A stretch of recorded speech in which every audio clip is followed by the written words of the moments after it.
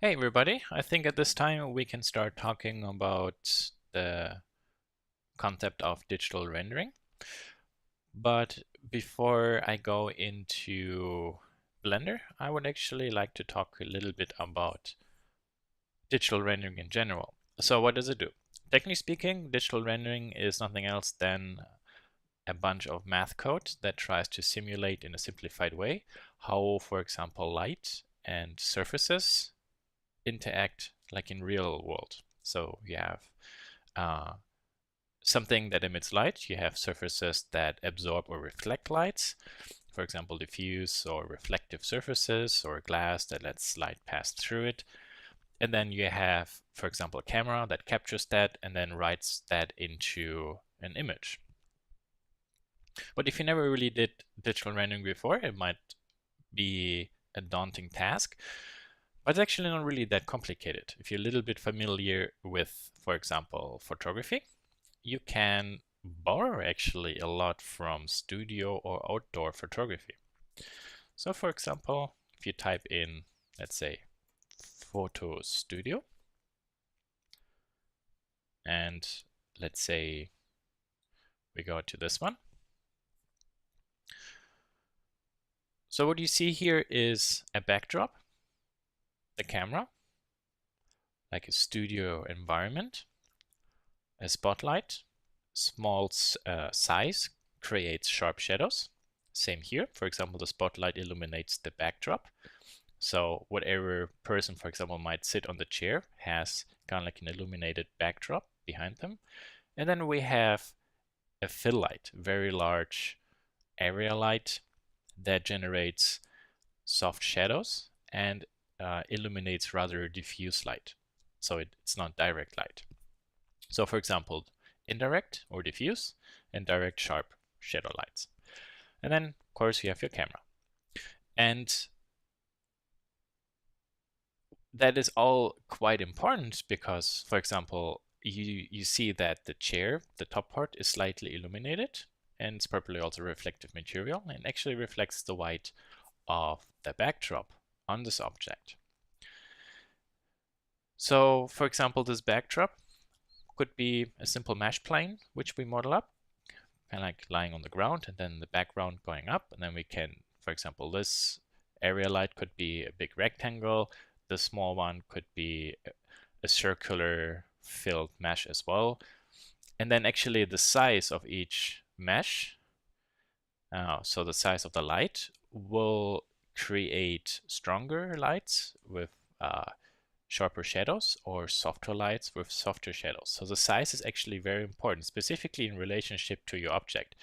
You see, for example, down here how you have somewhat soft and diffuse shadows and then they blend out. For example, here I have a picture of a photo studio where you have a Porsche in the center and you see they custom painted, for example, the backdrop. Some of the lights again illuminate parts of the backdrop. So if you take a look through the camera, you see the car in front of a backdrop, and then those lights will create some sort of halo effect on the backdrop behind the car. From this point of view, you can also see how, for example, the reflections on the upper part of the car nicely show up, while the rest of the car is rather dull, because they, for example, would reflect whatever you have inside your studio in front of the car. So for example, if you have a chrome object or reflective object, it's very important that you have stuff inside your scene that that material can reflect. If you have nothing there, your reflection will be empty and will look somewhat, yeah, empty or not good. If we go to here, you can see, for example, how large this area light is. And because it is so large, it will create very, very soft shadows around that car. And from this point of view, again, you can, for example, see how the reflective upper part of the car reflects kind of like this light. You see the rest of the environment is very dark, so you don't have any distracting reflections on the car.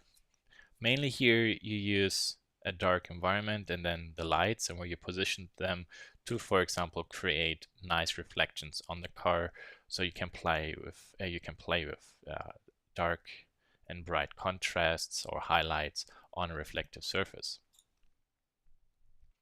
For example, here from this point of view, you see this a little bit better, how upper part is all reflective. Then you here along this one crease, you have a nice highlight line, same down here or here, and then the sides don't reflect that much. You can see, for example, here a little bit of the environment or the light. So in this case, you would need to position your camera in a way that, for example, you will not see then those parts inside your reflection. And then up here you see a very big diffuse mesh, and kind of like this light shoots up, makes this a little bit brighter, bounces off some indirect light, same here. And again, pay attention to overall the size of, for example, those light reflectors or diffusers, and for example, like here, those area lights, because that is really important to keep in mind and follow when we actually build something like that in real life.